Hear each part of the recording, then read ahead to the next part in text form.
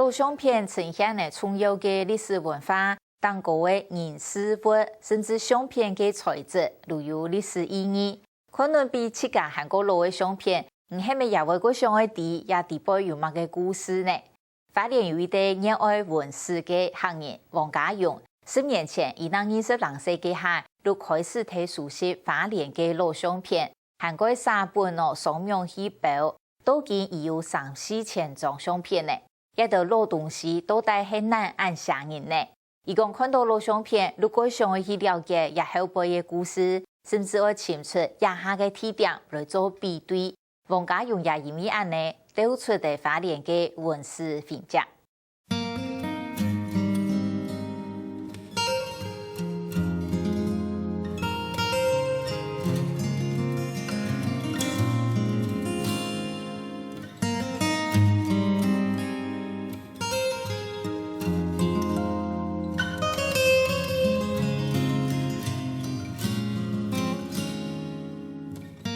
现在看到这个花莲火车站的原本的位置，其实就在我们的右手边的位置。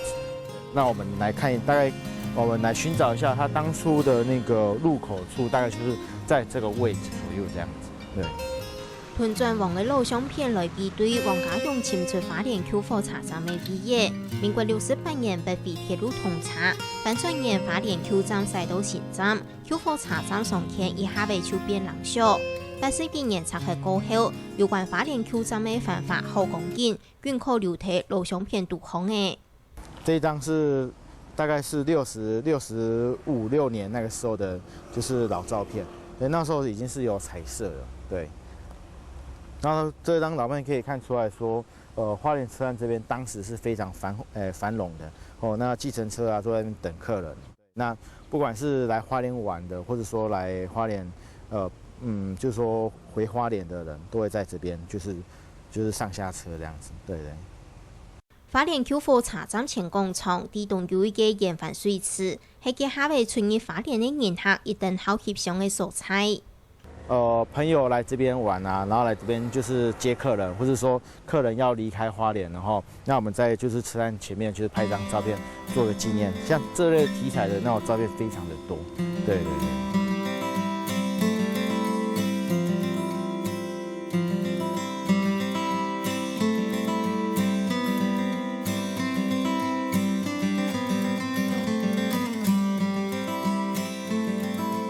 68年生王家勇，花莲水面嘅行人，10年前开始收花莲的录像片，以对佢种种转王嘅相片度空，潜归花莲的路条牌。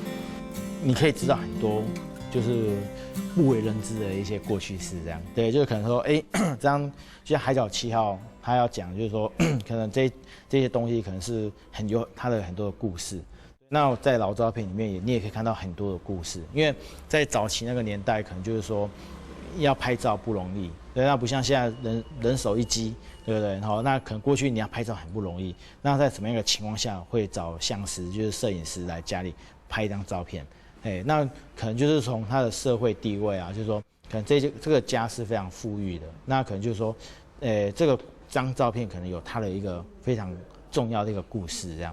对，那就是说我们值得去我们探索，说为什么他们要拍这张照片，那有什么样的意义？这样，这个是其中的一部分的老照片。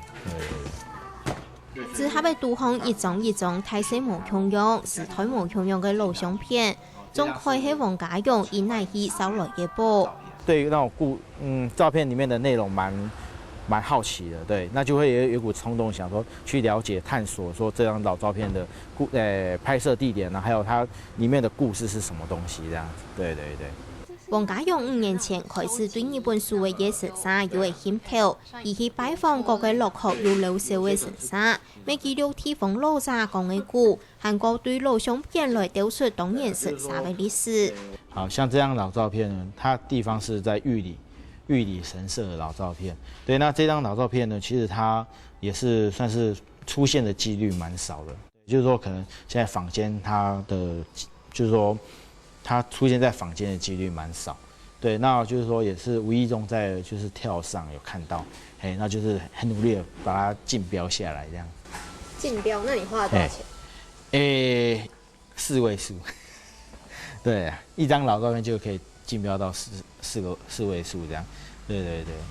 10年来，王家勇总共收回3-4千张嘅老相片，来年规模相同。有些可能是一些老人家，他们就是不要了，那就把它继续留下来。但呢，有些可能就是说，有些古董商啊，他们就是去一些老房子收，那我们就是到跳蚤市场去收集这样子。对。像这个以前花莲女中日本时代的毕业证书。有位老相片含係怂恿傾表買來嘅。关键字不是老照片。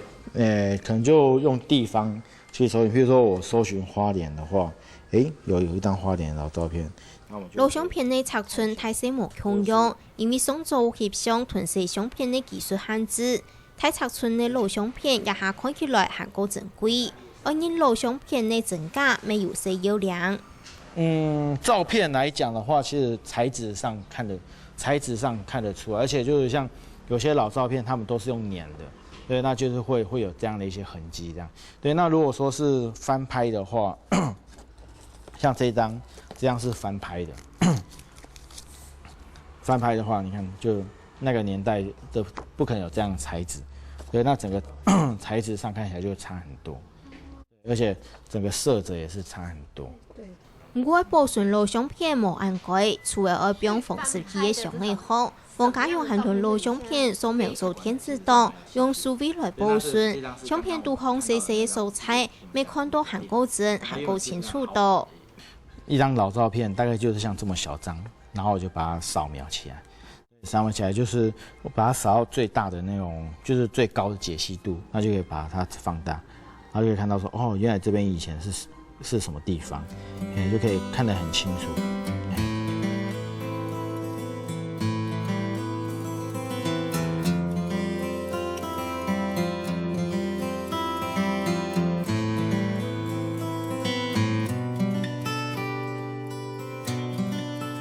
一張張符靠準王嘅老相片，為影相導航嘅人留下回憶，每功能一類花蓮嘅老頭牌。